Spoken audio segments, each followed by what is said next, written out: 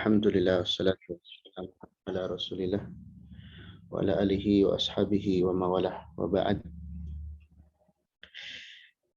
Alhamdulillah, pada pagi hari ini kita bisa melanjutkan kembali kajian kita dari kitab Khulasah Ta'zimil Ilmi karya Syekh Shalih Utsaimin hafizahullah ta'ala, dan kita sekarang berada di bab terakhir ya. Di bab terakhir dari kitab ini,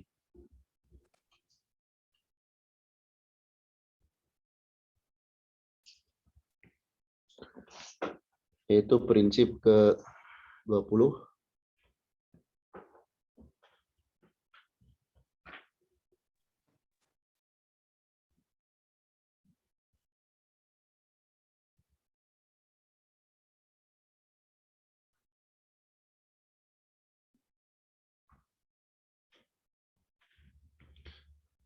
Al-Ma'qid Al-Ishrun. Prinsip ke-20, hifdzul waqti fil ilmi. Hifdzul waqti fil ilmi. Menjaga waktu di dalam ilmu, demi ilmu.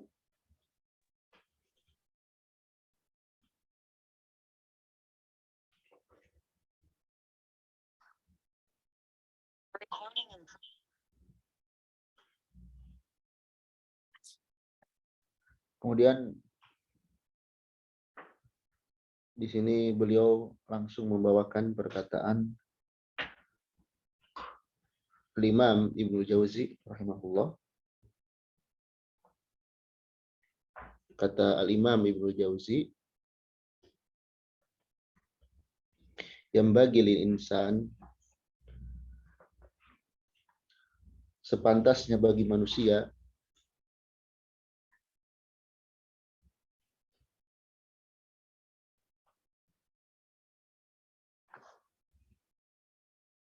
ayya'rifa syarafa zamanihi, untuk mengetahui kemuliaan waktunya.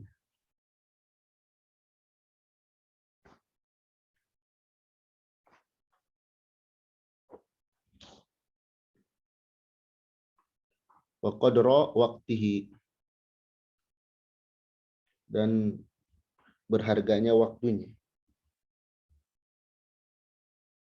Jadi manusia itu, ya kita ya, harus tahu, harus sadar kalau waktu itu syaraf dan qadar, mulia dan mahal. Dan di buku-buku tentang motivasi atau nasihat dari para ulama, khususnya terkait belajar atau lebih luasnya tentang ibadah, ini dibawakan tentang pentingnya bagaimana seseorang itu menjaga waktunya. Karena waktu itu modal kehidupan. Maka kita banyak merenung kalau waktu itu syaraf dan qadar. Waktu itu ini, ya, mulia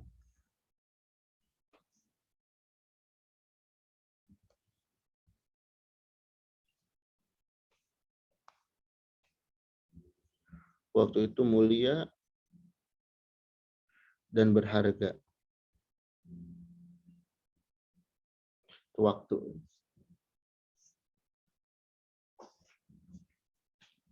itu mulia dan berharga. Karena waktu itu mulia dan berharga, fala yudayyi'u minhu, maka janganlah dia menyia-nyiakan darinya lahzatan,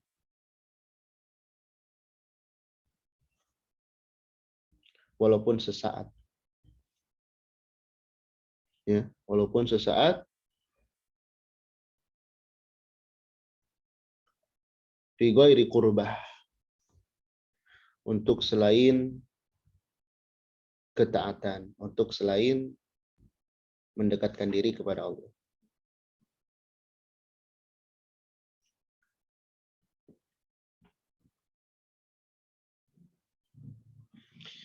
Jadi karena waktu itu mulia dan berharga, maka hendaklah kita tidak menyia-nyiakan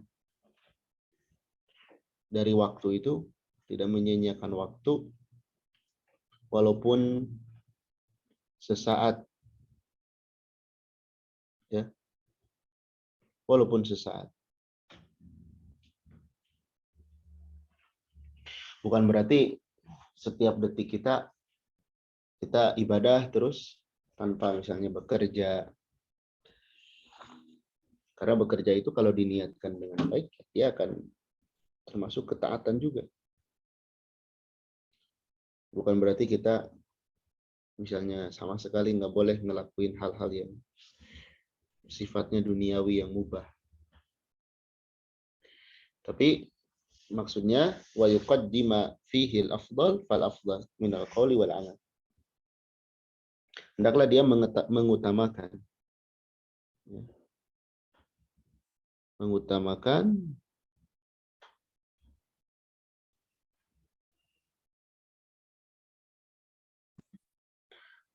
dalam mengisi waktu itu sesuatu yang paling utama.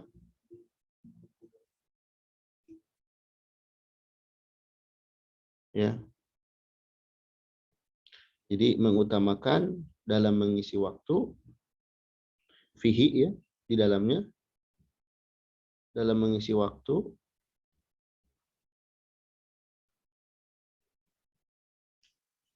itu sesuatu yang paling utama minal qawli wal amal. Baik dari perkataan maupun perbuatan. Jadi kita mengutamakan dalam mengisi waktu itu, ya,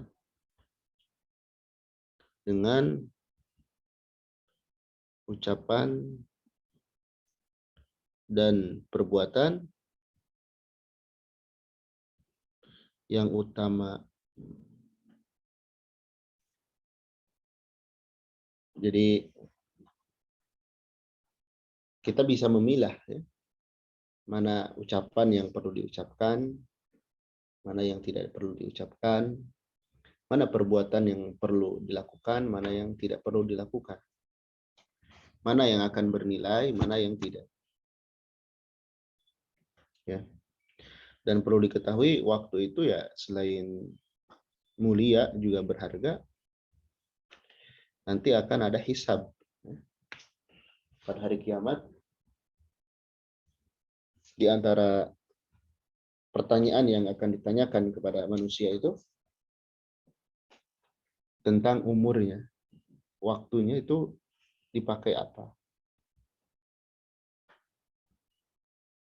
Maka pantas gitu ya, Allah Subhanahu wa taala bersumpah dengannya, wal asr. Demi waktu manusia itu rugi nanti di akhirat. Atau bahkan di dunia sudah rugi kalau orang itu tidak memanfaatkan waktu. Kecuali orang yang beriman, beramal soleh, kemudian saling mewasiatkan. Itu 3 keadaan atau 3 kondisi orang itu nggak akan rugi dengan waktunya. Yaitu orang beriman, kemudian dia beramal soleh, dan saling mewasiatkan dengan kebenaran dan kesabaran. Kalau selainnya ya, maka dia telah menyia-nyiakan waktu.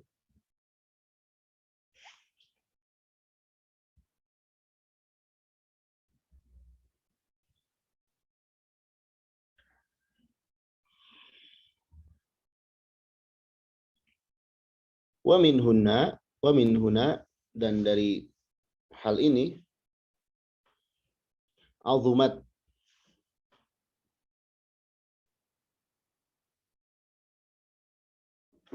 besar,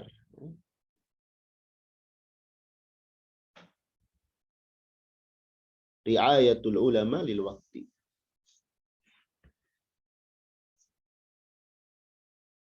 Penghargaan para ulama, perhatian, penjagaan para ulama terhadap waktu.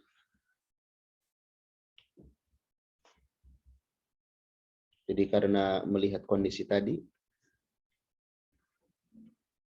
maka para ulama menaruh perhatian terhadap waktu. Sampai ada sebuah buku ya, nilai sebuah waktu di mata para ulama. Kita masih banyak kelalaian ya. Kalau kita masih banyak kelalaian dan masih banyak bosan kalau diisi dengan ketaatan. Ya, seperti itu ya hidup di dunia ini. Tapi kalau kita bandingkan dengan akhirat ya, di dunia ini waktu kita tuh betul-betul sangat singkat ya. Ibaratnya kita sedang berada di, kalau pertandingan itu injury time.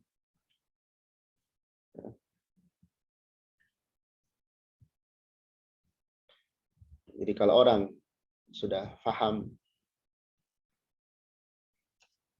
kita ini sedang berada di waktu yang sangat-sangat terbatas,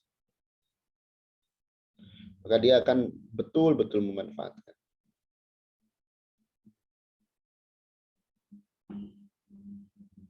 Karena dia tahu akan segera berakhir. Dan dunia itu memang singkat. Kalau dibandingkan akhirat.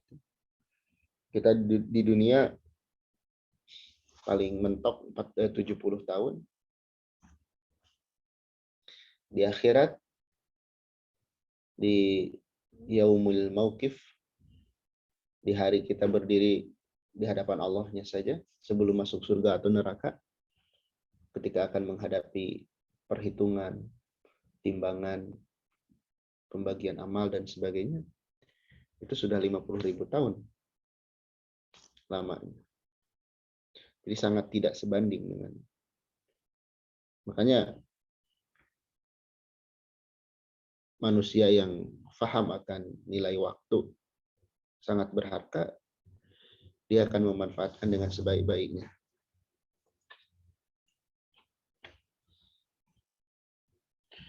Hatta qala Muhammad bin Abdul Baqi Al-Bazzaz, sampai berkata Muhammad bin Abdul Baqi Al-Bazzaz rahimahullah, kata beliau, ma dayya'tu sa'atan, aku belum pernah menyia-nyiakan waktu walaupun sesaat.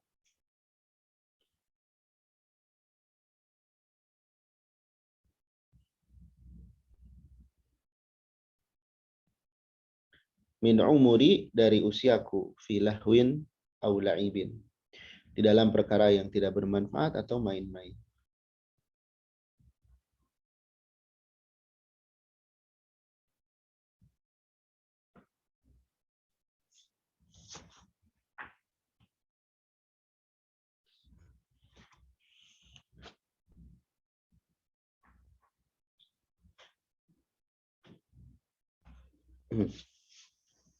Jadi kata beliau, aku tidak pernah menyia-nyiakan waktuku walaupun sesaat, sebentar, yang diisi dengan main-main atau tidak manfaat.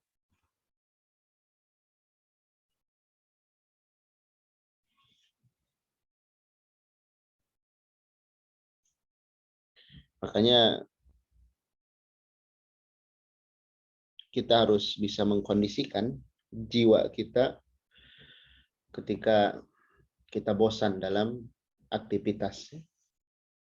Ada sebagian orang yang karena sering, apalagi perempuan, yang memang tempat terbaik perempuan itu di rumah, kecuali ada perkara yang mengharuskan keluar rumah. pasti akan dilanda oleh bosan, bete, dan sebagainya. Tapi perlu diketahui, bosan dan bete di dalam melakukan ketaatan itu akan menjadikan kebahagiaan di akhirat nanti. Rasa bosan, rasa bete itu kita lawan dan kita berlindung kepada Allah. Bukan kita ingin keluar dari zona itu. Allah sudah berikan kita nikmat. Ini diantaranya ya. Misalnya perempuan dikondisikan jarang keluar rumah. Itu nikmat karena itu ladang amal bagi perempuan. Baik yang sudah bersuami ataupun yang belum. Kalau kita sudah terkondisikan harus di rumah terus, itu isi dengan hal-hal yang bermanfaat. Banyak kok hal-hal bermanfaat. Baca Al-Quran, baca buku, bersih-bersih walaupun tiap hari, itu bernilai pahala. Hanya ada terkadang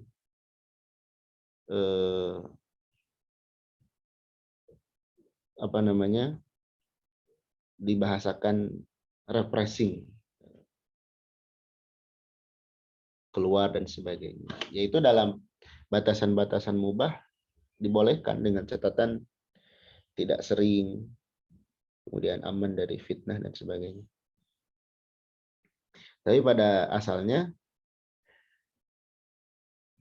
memang akan ditanamkan dalam jiwa kita oleh syaitan rasa bosan dalam ketika kita mengisi waktu dalam ketaatan itu. Jadi kalau kita melaksanakan taat, apapun bentuknya, kita itu akan diberikan rasa bosan, bete, terus waktu itu terasa lama sekali. Ya. Itu dari syaitan. Sebaliknya kalau di luar ketaatan ya kita diberikan waktu itu nggak kerasa. Kita duduk baca Al-Quran sejam atau 2 jam atau hitungan menit, itu kita ngerasanya udah habis seharian kita. Padahal baru beberapa menit aja. Itu syaitan menanamkan dalam benak kita rasa bosan itu. Nah, oleh kita lawan. Begitu juga sebaliknya, perasaan sukaria ketika di luar ketaatan itu dari syaitan juga. Kita lebih betah. Makanya kenapa di antara sahabat ada yang menjadikan ukuran barometer kecintaan hamba terhadap Allah itu dinilai dari diantaranya ya, dinilai dari seberapa besar dia perhatian terhadap Al-Quran. Itu alat bukti kita cinta kepada Allah. Karena bosan waktu itu. Ya. Itu dari syaitan. Bosan dalam ketaatan itu. Ingat, Allah Subhanahu wa taala itu tidak bosan memberikan pahala kepada kita. Allah Subhanahu wa taala tidak bosan memberikan pahala kepada kita. Sehingga kita pun jangan bosan untuk beramal.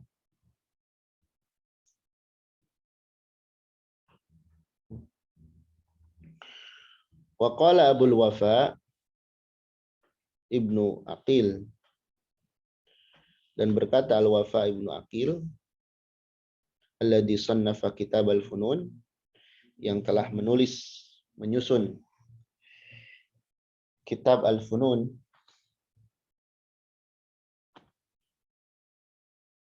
fi samani mi'ati mujallad,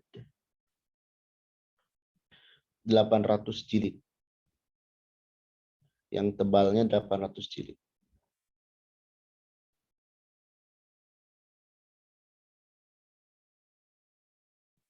Ini luar biasa ya.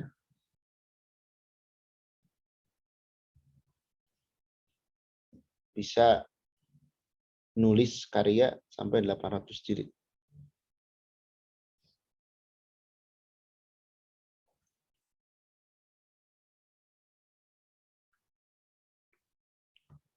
Beliau berkata, inni la yahillu li, bahwasanya aku la yahillu li, tidak halal bagiku. Maksudnya aku berusaha sebaik mungkin an udayyi'a sa'atan min umuri. Aku menyia-nyiakan waktu walaupun sesaat dari usiaku. Jadi aku berusaha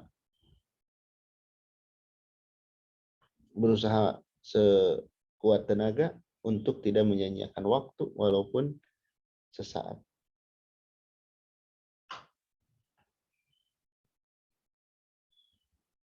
Makanya kita buat ya jadwal itu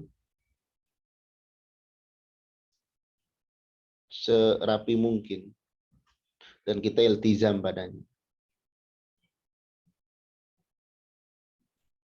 Sebagian orang jadwalnya ditulis, nggak masalah. Sebagian lagi hanya di benak.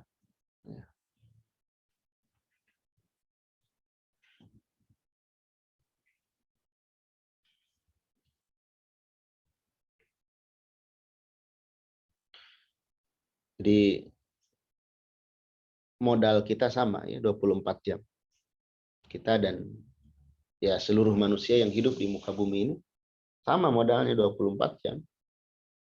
Nggak ada orang yang hidup lebih dari itu sehari semalam. Pasti 24 jam. Tinggal dari 24 jam itu gimana kita memanfaatkan waktu. Di antara tips bagi yang ingin merubah atau meriset ulang waktunya, jangan langsung mulai dengan perkara-perkara yang berat. Ya. Jangan memulai dengan perkara yang berat. Misalnya tadinya nggak pernah baca Al-Quran. Terus dia langsung target baca Al-Quran sehari 1 juz misalnya. Nah, itu akan repot. Ya. Tapi kalau dia dalam sehari itu 15 menit dulu, misalnya, berapapun dapatnya. Setelah itu baru bertambah dan bertambah, sedikit demi sedikit. Karena kan itu amalan yang paling Allah cintai. Sedikit tapi terus-terus. Kebanyakan kita tuh ingin langsung wah. Gitu. Berat kalau langsung. Berat untuk istiqomah. Tapi latih dulu dari perkara yang ringan. Baik baca Al-Quran atau baca buku yang lain. Dan kita harus banyak pertimbangan waktu itu dipakai apa. Misalkan ada orang lain yang minta waktu kita, nah kita lihat seberapa penting hal tersebut.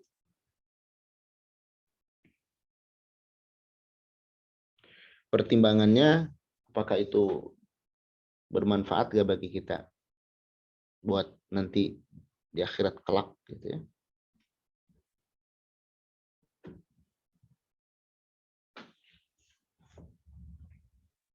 Bukan waktu kita dihargain dengan uang, itu yang kita dominan, itu yang kita prioritaskan, bukan. Karena kadang ada kondisi di mana kita ini diuji oleh Allah, waktu kita dihargai oleh uang. Itu bagian dari ujian sebetulnya. Misalnya kita oleh satu pihak, waktu kita dihitung per jam atau per hari, itu diberi sekian. Nanti kepada orang yang tidak memperlakukan kita seperti itu, kita sewenang-wenang, atau kita menganggap dia tidak menghargai kita. Nah, itu hilangkan rasa itu. Kalau ada orang yang menghargai waktu kita, ya kita ya sebagaimana adab ya, kita ucapkan jazakumullah khairan dan sebagainya. Menghargai waktu kita dalam artian dengan sesuatu dari materi. Kalau ada yang kita memberikan manfaat, baik itu mengajar atau membantu dan sebagainya, tapi tidak menghargai kita dengan sesuatu bersifatnya materi, jangan kemudian kita menganggap orang itu tidak menghargai kita.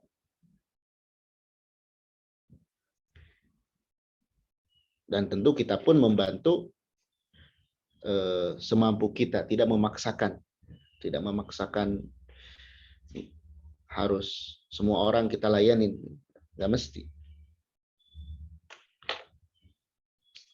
Tapi Ana izin dulu 5 menit ya. Ana izin dulu 5 menit. Ya, silakan Ustaz.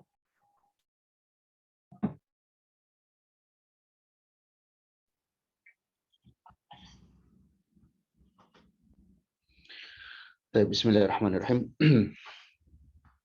Kita lanjutkan ya.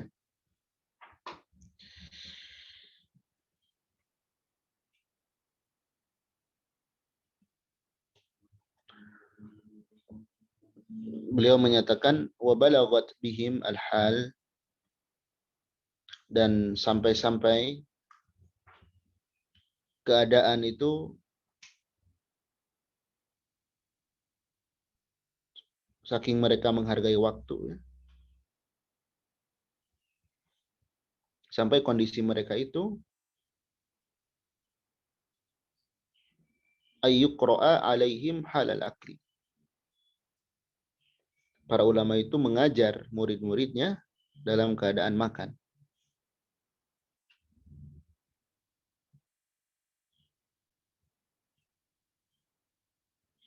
Jadi ada orang yang dibacakan kepada para ulama, jadi ada para ulama itu sampai menyimak murid-muridnya dalam keadaan makan, karena nggak ada lagi waktu. Jadi lagi makan pun masih sempat menyimak. Dan ini ya tidak mengapa selama ada keridhaan dari keduanya. Dengan catatan ya yang dibacakan itu tetap diperhatikan. Hanya konsekuensinya nanti dari sisi rasa tentu beda ya. Kita makan dengan fokus menikmati makanan itu dan sambil fokus yang lain. Tapi kalau kita ingin dapat banyak pahala, ya kita tidak akan memperdulikan ya makanan itu enak atau enggak. Yang penting hak tubuh kita terpenuhi dari makanan itu. Demi misalkan kita menyimak atau membacakan kepada guru.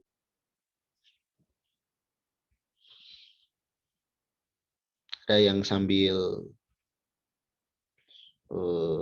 menyetir kendaraan, selama memang kondisinya memungkinkan. Kecuali kalau memang hal itu tidak memungkinkan, tidak membuat nyaman, ya jangan. Balkana yukra'u alaihim wahum fi daril khala. Bahkan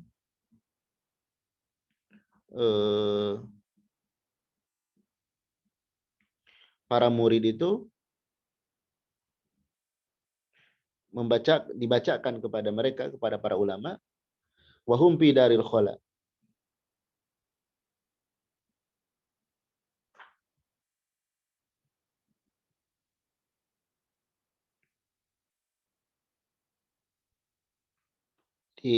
Dibacakan kepada para ulama itu dalam keadaan ulama itu fi daril khala, di kamar kecil, ya.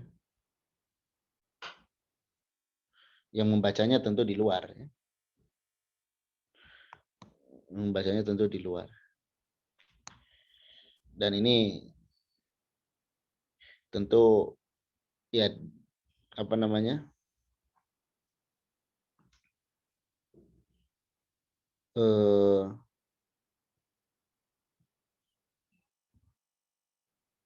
bukan dalam artian seorang murid itu setoran misalkan ketika gurunya di kamar kecil, bukan gitu maknanya. Jadi ada pembaca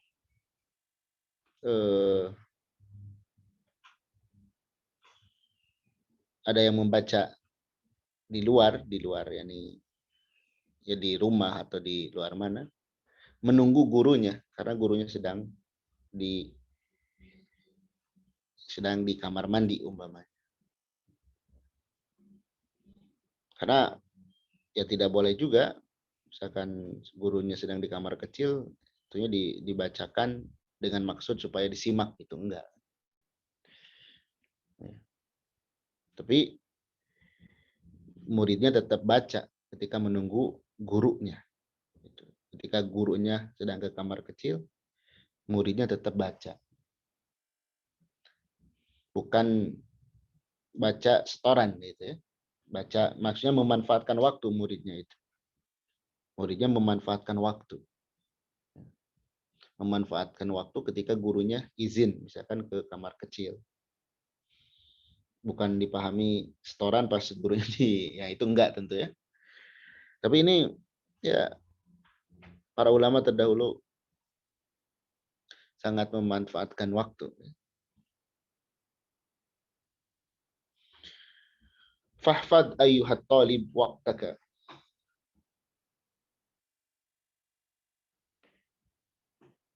Wahai para penuntut ilmu, jagalah waktumu.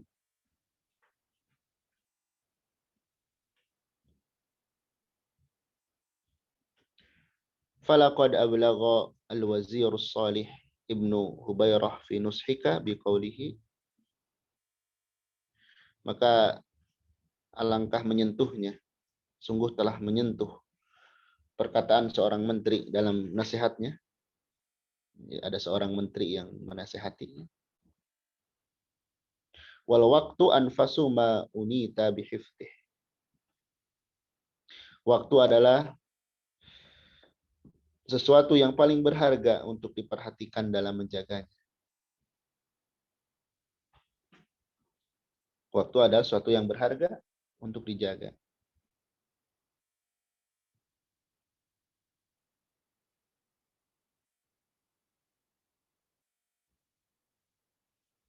Wa arahu ashala ma 'alaika yadhi'u.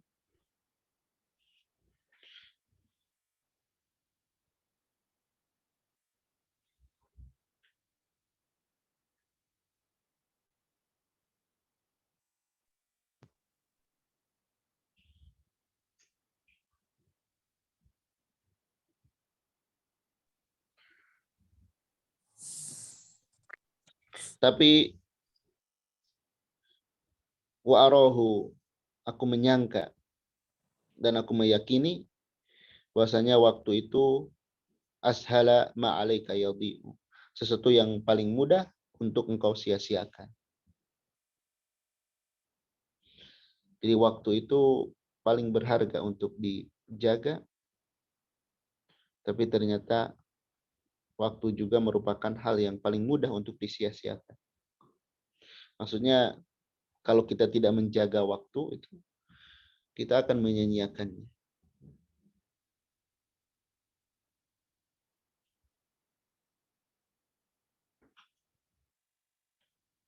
Jadi ini nasihat yang berharga. Cukuplah pengingat waktu itu berharga, waktu itu nggak bisa kembali.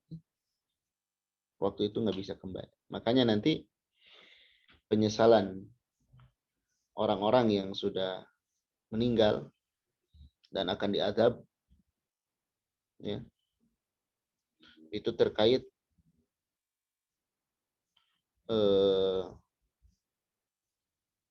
ingin minta waktu lagi dibalikan ke dunia. Dan mereka nggak minta waktu lama, saat, minta sesaat. Mereka tidak minta waktu banyak. Mereka ingin dibalikan ke dunia sesaat untuk beramal.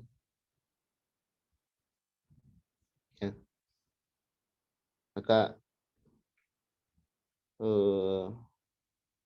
ya kita secara umum selaku kaum muslimin, juga secara khusus sebagai thalibul ilmi, hendaknya memanfaatkan waktu dengan sebaik mungkin. Ya.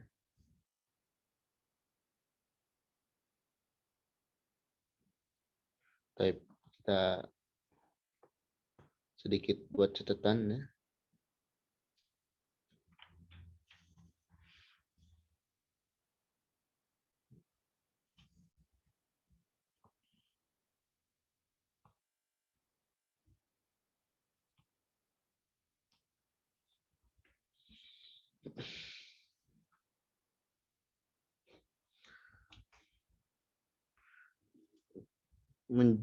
Menjaga waktu, ya.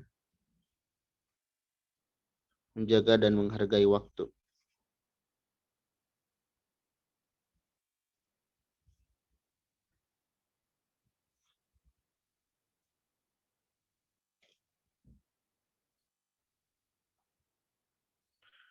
Manusia harus tahu hendaknya mengetahui dan sadar, mengetahui dan menyadari bahwasanya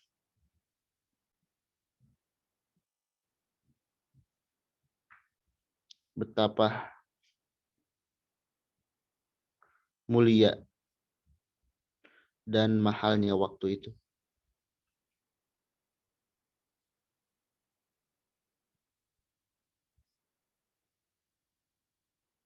Karenanya janganlah menyia-nyiakannya,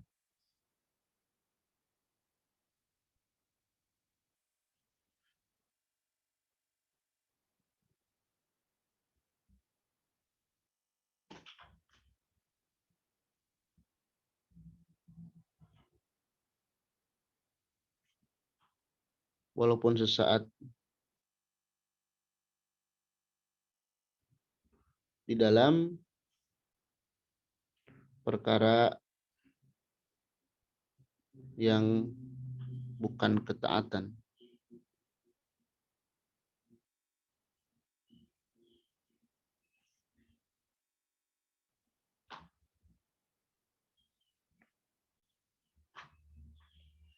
Hendaknya berusaha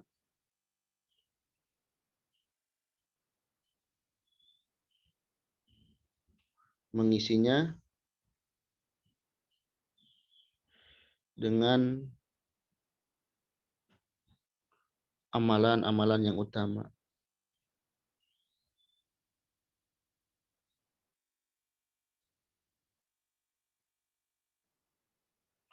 Ada nasihat, ya, yang singkat dari para ulama ketika mulai masuk 10 hari bulan sekarang, ya. Sekarang kan kita sedang 10 hari di bulan Zulhijjah. Dan 10 hari bulan Zulhijjah ini hari-hari terbaik. Seperti 10 hari terakhir bulan Ramadan. Kalau 10 hari terakhir bulan Ramadan itu dinilai baik itu malam harinya. Tapi kalau Zulhijjah itu siang harinya. Ya. Kata para ulama, ketika engkau duduk katanya, jangan engkau diam. Tapi apa? Sabbih wa halil wa kabbir. Bertasbihlah, bertahlillah, dan bertakbirlah. Karena engkau sedang berada di ayami, atau engkau sedang berada di hari-hari terbaik di dunia ini. Ya, sekarang umpamanya.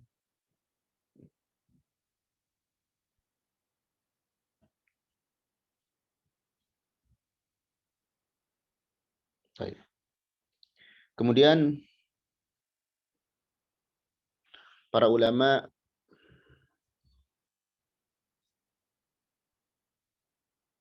sangat menghargai waktu.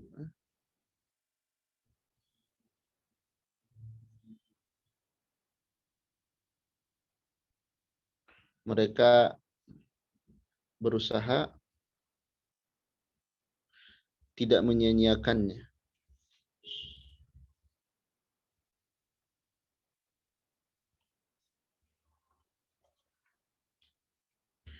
Di dalam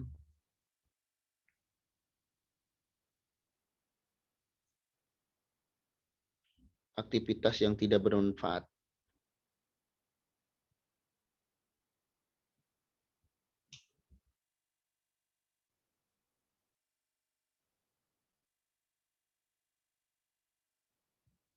Sehingga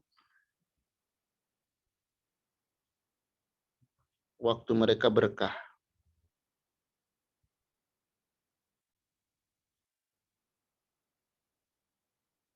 Dan lahirlah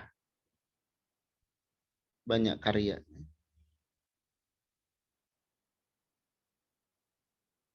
Sampai dikatakan tadi ada yang sampai mampu menulis buku 800 jilid.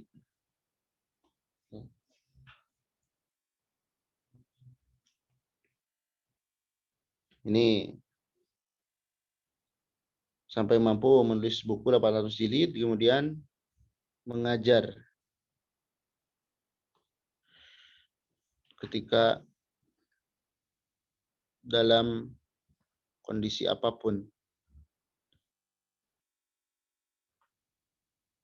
Semisal ketika makan. Ya.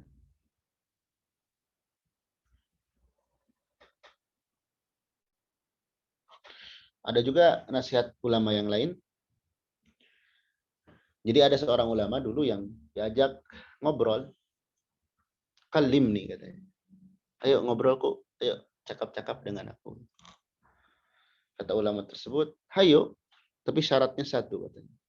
Apa? Amsiki syams. Tahan peredaran matahari. Maksudnya berhentiin waktu dulu. Kasih aku waktu tambahan, baru aku mau ngobrol dengan. Ya, ini luar biasa dulu. Kemudian ada nasihat dari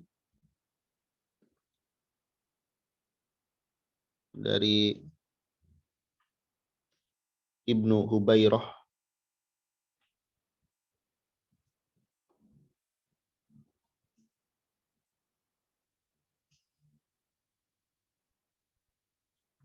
Apa kata beliau? Waktu adalah sesuatu yang paling berharga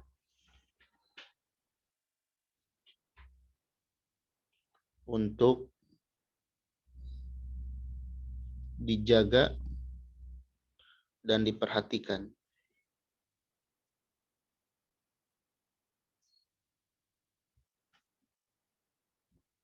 Namun ternyata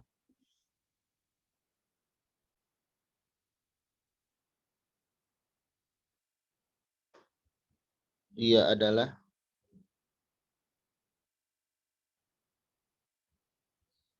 sesuatu yang paling mudah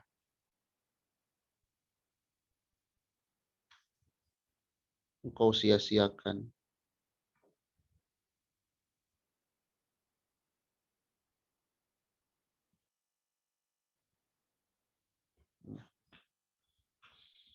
Nah, ini beberapa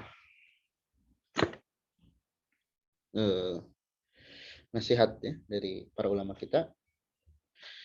Dengan ini alhamdulillah Allah Subhanahu wa taala memberikan kita kemudahan untuk membaca buku ini, Ta'zimul Ilmi, kurang lebih 20 majelis.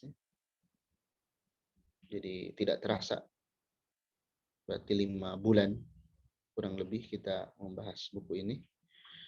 Semoga yang dibahas memberikan faidah kepada kita untuk bisa lebih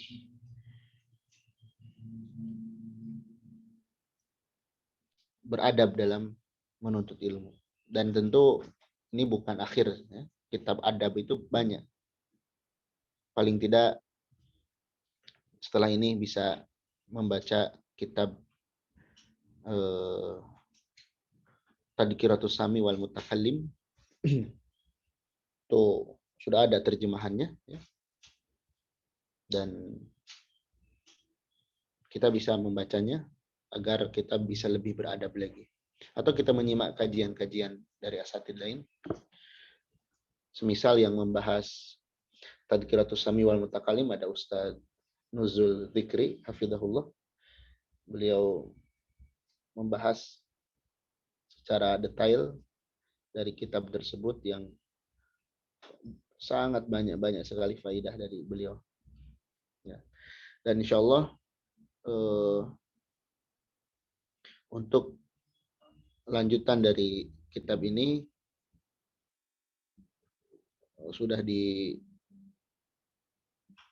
disepakati dengan panitia. Kita akan membahas salah satu kitab yang singkat, ringkas, tapi sangat mendasar. Ya. Sangat mendasar dan bobotnya luar biasa. Ya. Tiada buku kitab. Nah ini, Dinul Islam. Bagaimana kita belajar agama Islam dengan benar. Di sini bentuknya soal wa jawab. Ya. Bentuknya pertanyaan dan jawaban. Ini dikarang oleh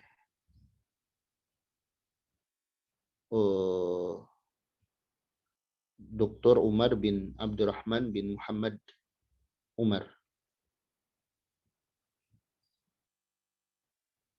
Dan kitab ini ringkas, tapi kita lihat ya, ini diberikan pengantar oleh 2 ulama besar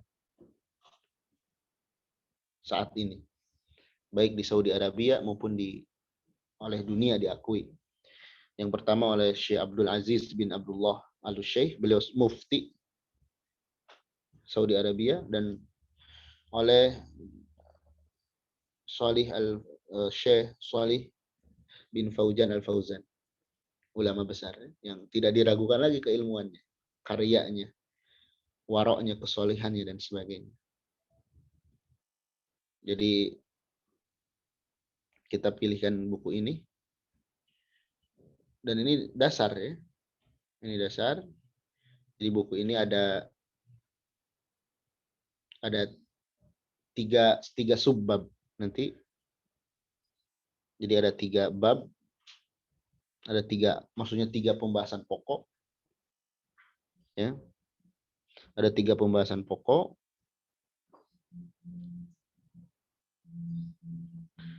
Ada 3 pembahasan pokok ya.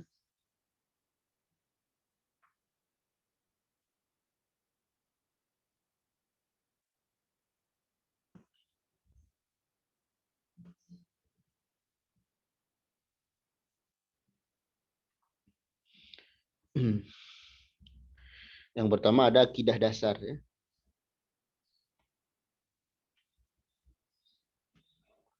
akidah dasar. Yang kedua ada fikih dasar. Dan yang ketiga ada manhaj.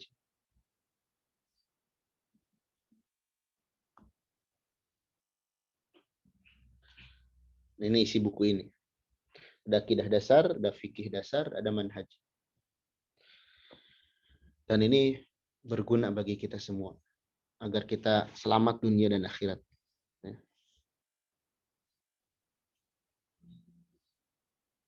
Nah, kurang lebih isi bukunya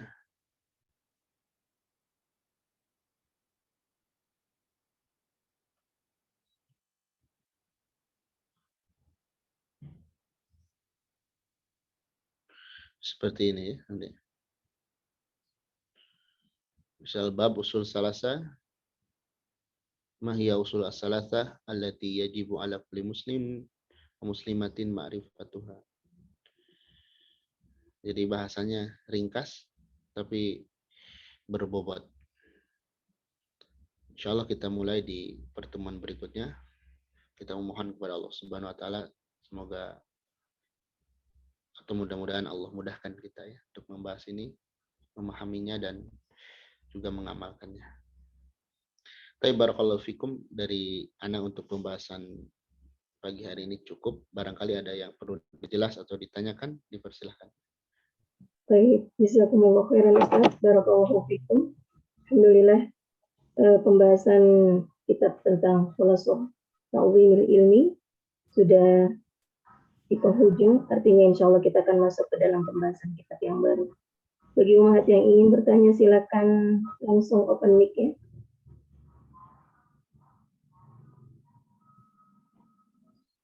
Ada satu pertanyaan di room chat Ustaz. Iya. Assalamualaikum, izin bertanya Ustaz. Perempuan muslimah lebih utama diam di dalam rumahnya daripada keluar rumah. Apakah jika keluar rumah untuk menghadiri, apakah termasuk jika keluar rumah untuk menghadiri kajian Islam? Iya, kalau kita melihat, kalau menghadiri kajian, ya, terutama di masjid, perempuan itu selama aman dari fitnah, kalau memang dia ke masjid itu tidak boleh dilarang, selama aman dari fitnah. Tapi tetap kalau ingin ngambil keutamaan ya di rumah. Hanya tidak ada larangan kalau memang itu datang ke masjid untuk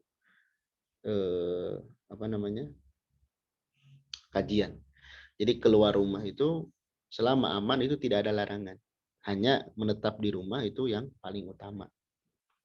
Bukan berarti yang terlarang itu safar. Dia safar tanpa mahram. Nah itu dia tidak diperbolehkan. Itu mah dia melanggar. Tapi kalau keluar rumah ya urgent, misalkan beli makanan, beli bahan makanan dan lain sebagainya yang mengharuskan keluar dengan catatan dia berhijab tentunya, maka itu tidak mengapa. Tinggal kita pilih mana yang ingin kita ambil, apakah afdoliyat, keutamaan atau yang selainnya. Kalau kita di rumah dapat pahala diem di rumahnya. Dapat pahala diem di rumah. Kadang ada juga sebagian perempuan yang misalkan kajian atau mengajar, itu tentu hal yang baik, tapi tetap perhatikan kewajiban yang lainnya. Apalagi yang sudah berumah tangga, ya. Di sana ada hak yang paling besar setelah hak Allah dan Rasulnya, yaitu hak suami. Maka itu menjadi prioritas sebelum mengajar atau belajar. Izin dari suami itu menentukan kita nanti keluar atau tidak. Itu harus izin walaupun kita keluarnya dekat. Nanti biasanya seorang suami itu menilai mau kajian di mana, misalkan di Anu. Dia akan berpikir, oh kayaknya kalau di Anu, di tempat Anu jangan, misalkan karena pertimbangan A, B, C, D, dan apalagi sekarang ada media bisa nyimak secara online. itu tidak mengapa. Tapi kalau kata suaminya silahkan dengan catatan A, B, C, D, aman dari fitnah dan lain sebagainya, maka itu tidak terlarang. Kecuali safar ya, yang memang dinilai safar jauh itu tidak boleh tanpa mahram. Baik, Allahu a'lam bishawab. Baik, jazakumullah khairan Ustaz. Barakallahu fikum. Ada lagi yang ingin bertanya Ustaz Umahat? Silakan. Langsung open mic ya. Silakan Mbak Sahya. Assalamualaikum warahmatullahi wabarakatuh. Waalaikumsalam. Izin bertanya Ustaz. Silakan seorang akhwat yang belum berkeluarga dan suka keluar daerah karena tugas mengajar Ustaz. Di pondok ataupun bepergian safar tanpa mahram.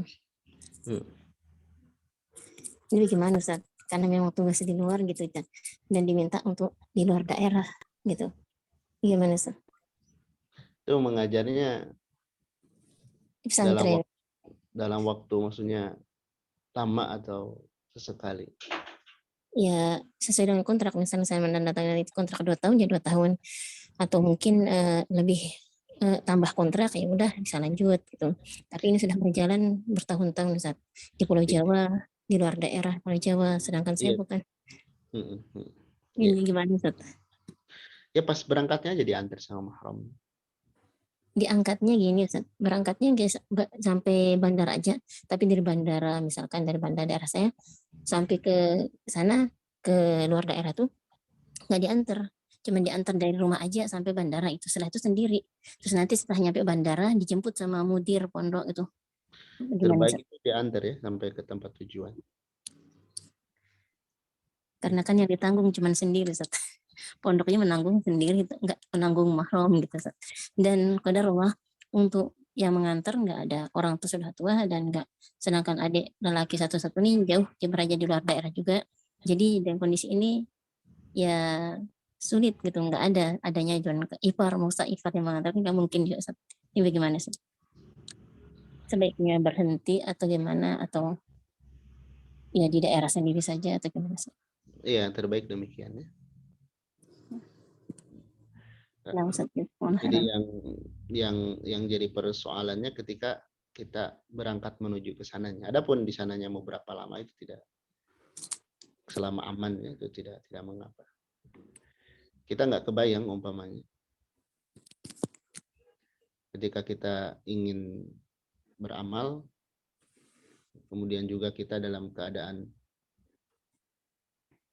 tadi ada syariat yang kita abaikan, ya.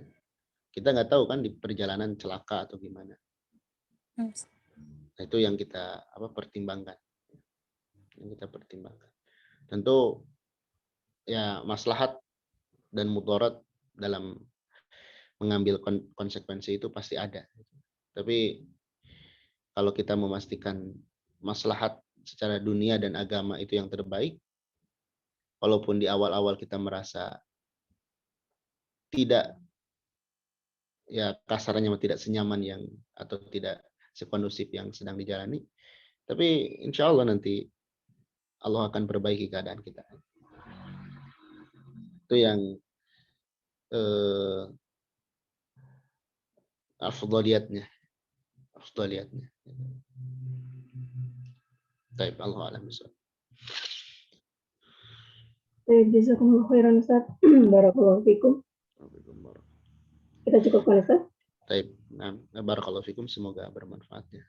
Dan Allah Subhanahu wa taala memberikan taufik kepada kita untuk memahami dan mengamalkannya.